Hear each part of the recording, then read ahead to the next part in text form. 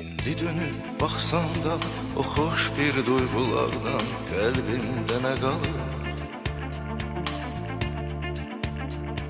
Ömür ötüp gidince hasret kaldım sevince, bildim hoşbəxt günlerim seninle yaşanır.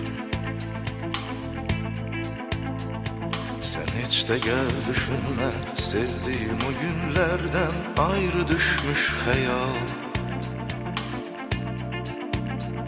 Senin güzel bakışların, senin şirin arzuların deyip yalnız benimle kal. Senin güzel bakışların, senin şirin arzuların deyip yalnız benimle kal.